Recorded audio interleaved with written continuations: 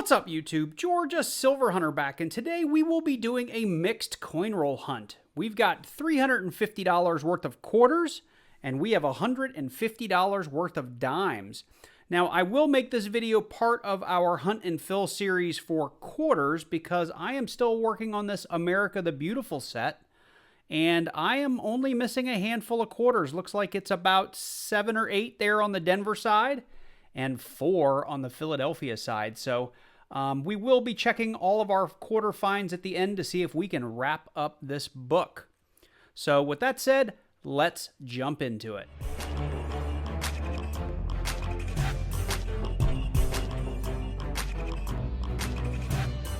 So we are going to start with the dimes. Now there's not a whole lot to look for in dimes. I know there's a 1996 W, but dimes are so little I struggle to look through each of them. So I'll probably get bored of checking every dime pretty quickly. That said, we will be looking for silver, so that is going to be anything 1964 and older. So, you know, we can find old Roosevelt silver dimes, as well as, you know, we could go further back into Mercury dimes or Barber dimes or anything like that. So I also find a lot of Canadian coins hunting here down in Atlanta, which is kind of funny. But we're going to keep our eye out for all that good stuff. I'm going to go ahead and start getting into rolls, and I'll bring you guys in if we find anything. So for fun, let's do one customer wrap and one bank wrap together just to see if we find anything. I'm just going to go ahead and dump these things out, just like so. And if you're new to dime hunting, it's pretty easy to find your silver. It's like any other coin. You can just kind of push those things together, and those silver dimes, they are just going to jump right out at you. Now, when I hunt these, because I don't look at every single date, I do like to spread them out, because if you happen to have Canadians, they'll be easy to spot, and proof dimes, which I've actually found proof dimes before, with that mirror finish, they'll just jump right out at you. So if you're only going to silver hunt, don't want to try to look at every single year, this is a really easy way to do it, just to get a good look at the coins before you toss them back into a bin or however you get these coins back to the bank. But I'm not seeing anything too special here, so let's push those out of the way for now, and let's do one bank wrap roll together just to see if there's anything in there.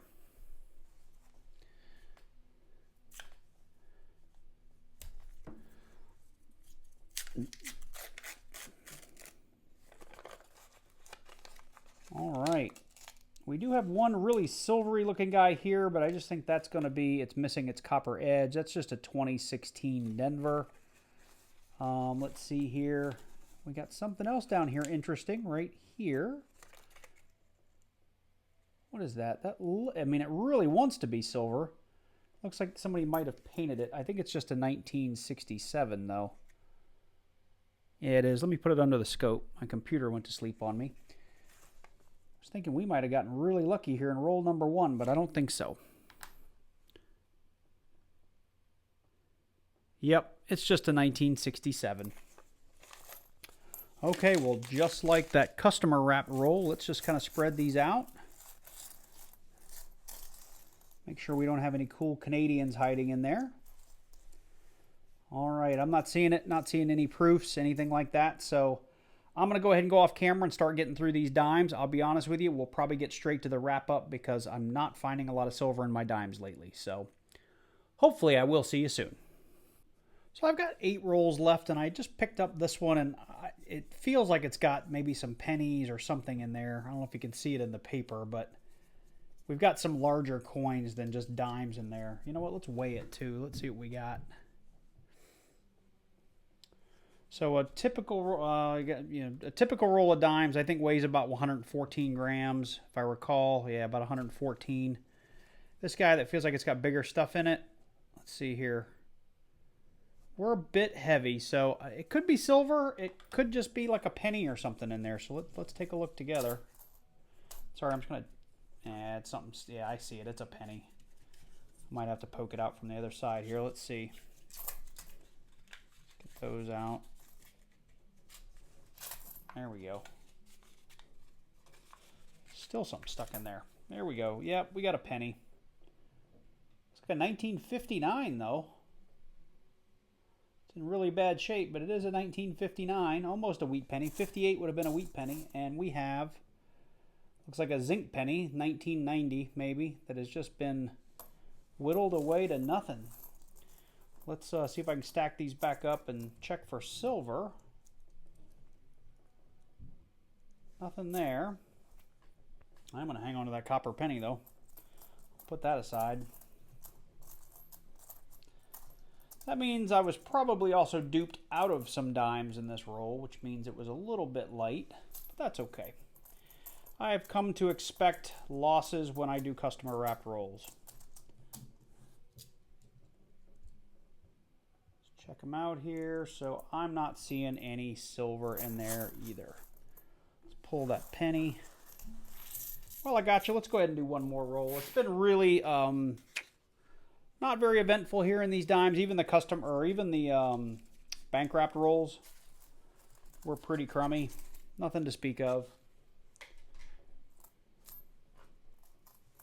Well, we'll look at those separate. I like to kind of roll them just to let the light catch things a little bit differently. Just something I do.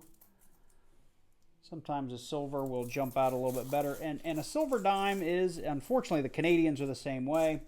They are a solid silver stripe in the middle of that roll. Silver dimes are really, really hard to miss unless they're dark. Typically, they jump out like a sore thumb.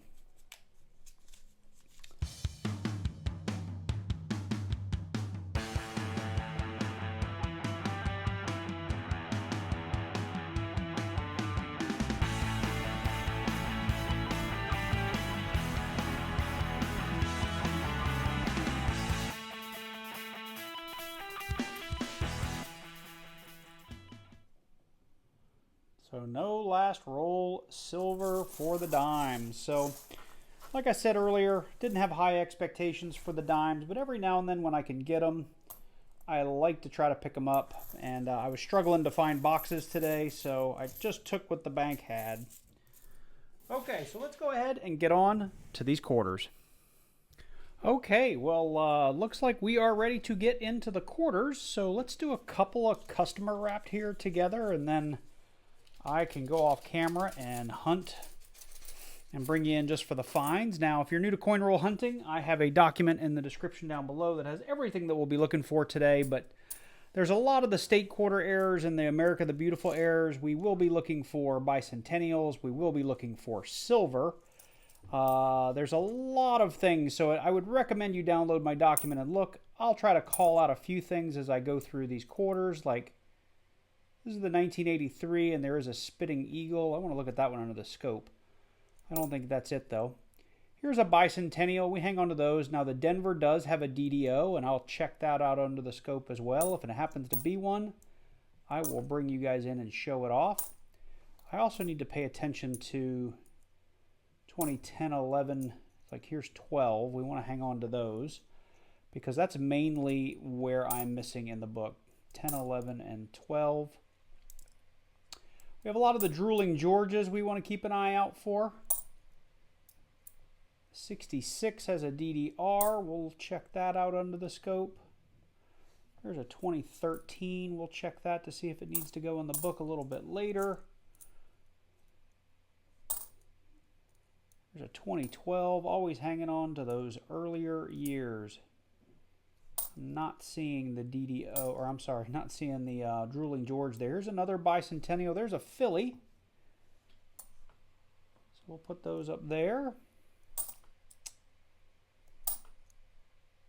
Our 2019s and 2020s, we always want to check for that West Point mint mark. Those are worth anywhere from about $10 to $60 on eBay right now.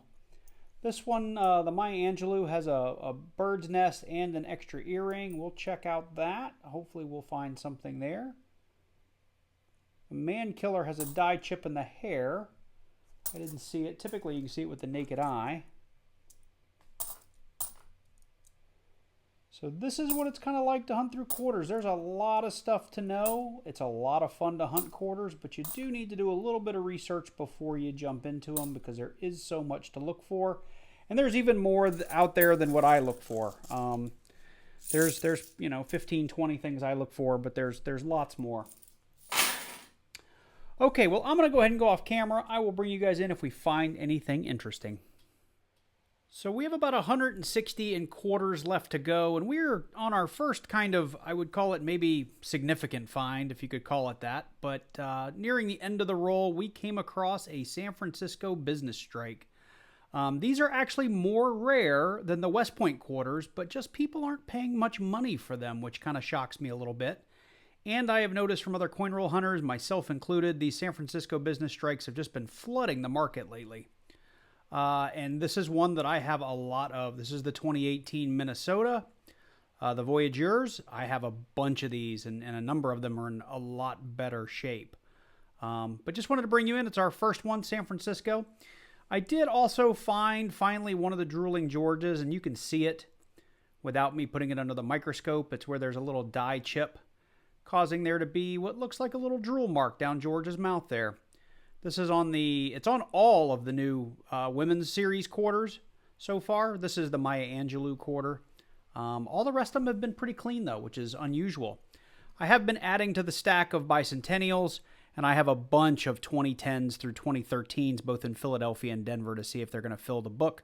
I really haven't been paying attention to the holes I need. I've just been any 2010 through 2013. I've just been tossing it aside for me to check later. So other than that, it's been a real slow hunt. Like I said, we've got about 16 rolls left. Hopefully we find a little bit more. Well, guys, I have to apologize. This was a pretty terrible hunt. I mean, out of, I can't even remember how much it was now, like $250 worth of quarters.